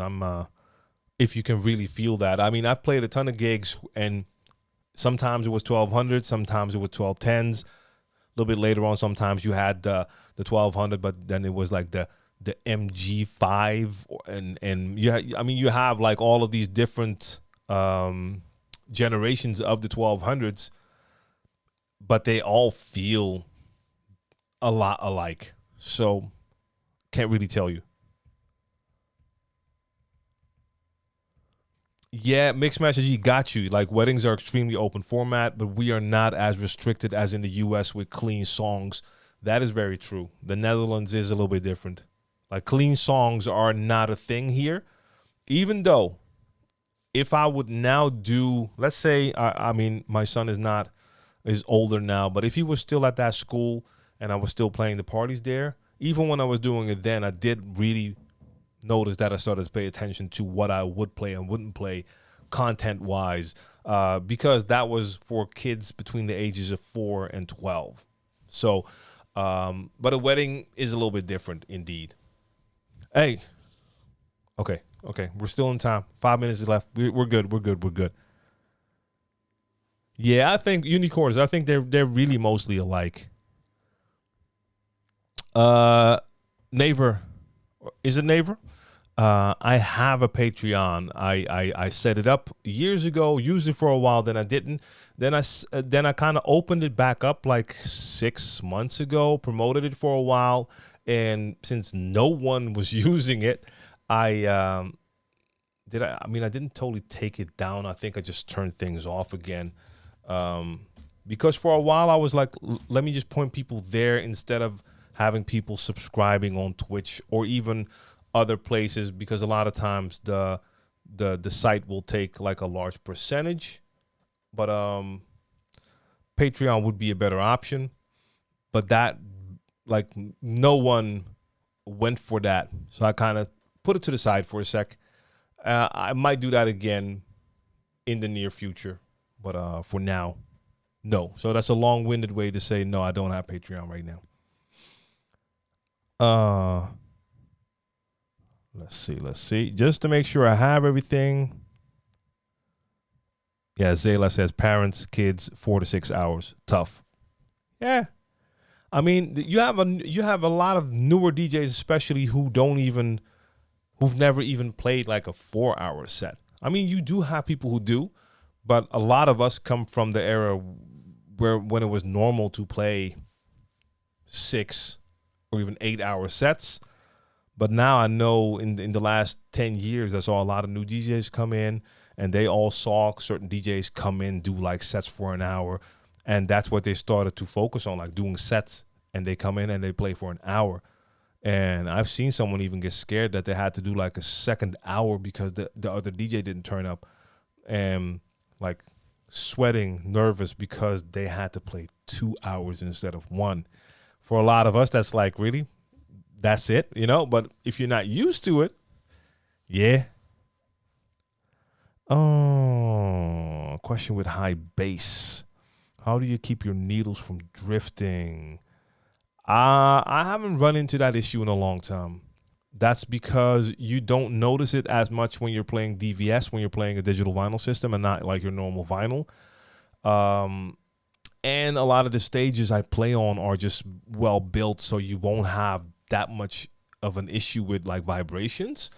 I've played gigs where it was more of an issue. You're playing hardcore, so you might have more issues than I would. Yeah. Now, so you say you use air mattresses. Now you have something. There goes the GoPro. That happens with this one. I still have to update it. And there it is again. Give me a sec. You also have the free floats. You've probably seen those as well. You can like blow them up, put them under your turntables. I mean, yes, they take the vibrations out, but for me as a scratch type of DJ, those things are absolutely terrible. They're just not nice to use. But I haven't had that issue in quite some time. Naver, when it comes to my music organization, I've talked about it randomly, but I still need to do a proper video whenever I have decided what the music organization will be. This is my biggest struggle for the last 15 years or however long I've been playing digitally. I still don't have my music organized correctly. Yeah. That's like one of my biggest issues. I mean, the free floats, they can work. I mean, I remember the first time the dude who invented those things came up to a festival where I was playing and showed me those. And when I saw, like, the turntables were standing on those free floats, and I just touched the turntable, and the whole thing just started to do like this wobbly dance. I was like, yo, that's not going to work for my scratches. The only way it could kind of work is if I like deflated them halfway. That way they would still stop some vibration, but they would have more of a balance to them. But like I said, I never have to worry about that when I'm playing with Serato or just playing with DVS. It's hardly an issue unless I'm on like a wooden stage with like a big subwoofer underneath it, and your needle is actually constantly moving. Then it could be an issue for DVS. But then again, nowadays I'm playing with phase, so I don't even have a needle on the vinyl anymore. So yeah, it's a thing of the past for me, luckily now. And when I play with vinyl, I'm here in the studio, so no crazy vibrations here either. And T-Dub, you found me. 7 hours plus on Twitch is the longest for me, Earl Whiff. There you go. I haven't done a crazy long set on Twitch yet. I'll probably do it. I need to do that one time just to go quite a bit longer. It's time though, yo. I'm gonna end this stream. So let me see the Twitch sets. Great, your own playlist holders. T-Dub says make a hip hop mix class for dummies. We might work out something like that because I've seen a couple of like videos online, sort of like how to mix hip hop from DJs who didn't seem like to be really from that culture. And I'm not saying there's one way to mix hip hop, but the way they were doing it was kind of had me looking sideways like, okay. I mean, yeah, it's a mix, but it's not the way I would mix hip hop. So, all the people in the stream, I want to thank you for joining me. I hope you had a good time. I know I did. And I'll be back here with a Q&A on Wednesday. Now, this weekend, you can go to Galaxy Radio to check out my weekly throwback mix. Where's my URL? Don't I have a URL? I thought I had a URL in here for Galaxy. So I'll put that on screen now. Share the knowledge, move out the way. Galaxy, right here. Bang. See that? See that? See that right there? All right. Every weekend you can find me there from 4 to 6, and that is Central European time. I do a throwback mix. On Saturdays, the replay from last week. Sundays, the new show. Now, if that time totally doesn't work for you, you can download their app or go to their website. But if that time doesn't work for you, I uploaded the first episode. That was from May 1st, so from a month ago. I uploaded that to my Mixcloud. So you can go to mixcloud.com/DJ TLM, and you can find that first episode there. I'll upload a new episode there every week. So I have 4 in the archives waiting, so it's not like I have to do anything compared to my Twitch streams, which I was going to upload on Mixcloud, and that never seems to work out. These radio mixes will be found there. But if you want to hear the latest one, check out Galaxy Radio. So that's this weekend. I'll try to stream for my gig on Monday. So normally you have my Crates Mix stream on Monday. This Monday I'm at that dance battle. I'm going to try to stream some of my sets during that dance battle. It's a little bit different than a normal set because I'm working with dancers battling. They're on a time limit, so the host is counting. After they're done, I have to stop the music. So it's not like full sets, but I also play in between some of the battles. I'll try to stream some of that, but that means that my normal Monday stream will move to Tuesday because I can't do my normal stream while I'm at that gig. So this weekend, the throwback mix. On Monday, a live gig, live stream. And on Tuesday, Crates. And on Wednesday, we'll be back here. It's not a B-boy event, but they have, there's a hip-hop category in there as well. It's called Raw Essence. It's in Hedon in Zwolle. It's always a dope battle. I do the hip-hop category, but I love to also watch, for instance, the house category, because the DJ who plays the house plays such dope house. It's nothing compared to whatever we call EDM and whatever. This is like that funky, soulful, dope house. Every time I'm there, every year, he has me Shazamming, and that doesn't work, and I have to come check his Serato screen to see, because he's always playing tracks that make me say, like, yo, this is dope. And the house dancers are dope as well. And then there's a freestyle category. I have a lot of fun there every year. I don't think I'm going to be able to stream my gig on Sunday, just because it's a little bit of a new gig for me. I'm playing in Germany. I've never been at that outdoor event. I'm not 100% sure what the crowd there is expecting. I'm located in Amsterdam, so Germany is next door, basically. In the Netherlands, Germany's next door. So I want to really just focus on that gig. And if I have to also then focus on a camera, that's going to take attention away from what I need to be doing. So I assume I won't be streaming on Sunday, but I will do that on Monday during the dance battle. That should be a lot of fun. So there's plenty of places to find me. And again, if you want to know, because this was all just a little bit too much info at one time, then you can just check my website, because I always have that info ready there. And that's just simple. That's djtlm.com.